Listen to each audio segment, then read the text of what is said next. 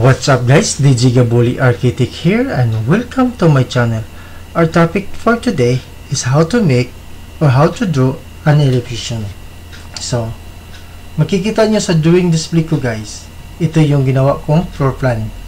So, ito yung gagawa natin ng elevation. So, ang natin gawin, kopyahin natin to, ilagay natin sa baba, tapos gawa tayo ng ground level reference, ito.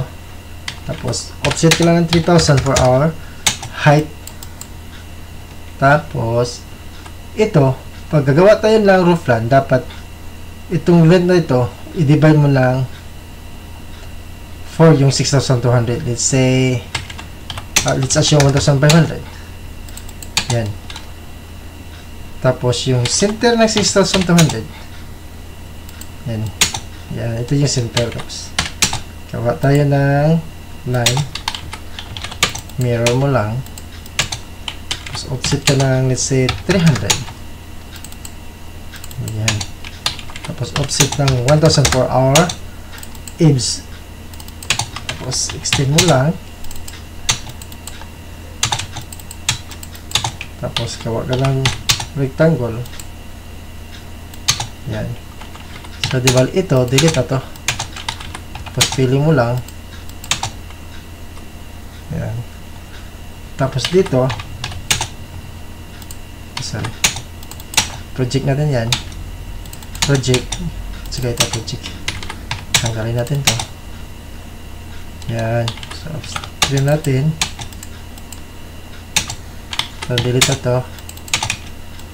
Yan. Tapos ipili natin, tapos trim natin to. Ito delete na natin, tapos trim. So ito na yung elevation. So next is yung window. Baba natin yung window, tapos project mo lang, offset ka lang ng let's say 900 from ground floor, ground level to the bottom of the window. So tapos 1,200, rectangle mo lang, offset of 50 for the frame, tapos project mo lang,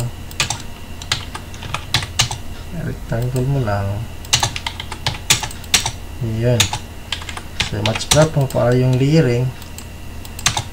Yan. So may, so tapos ito hanggang dito lang, try mo lang,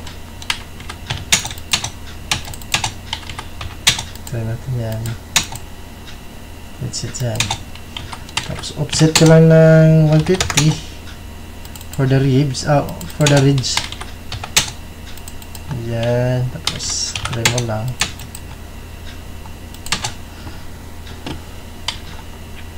sorry wala yung line.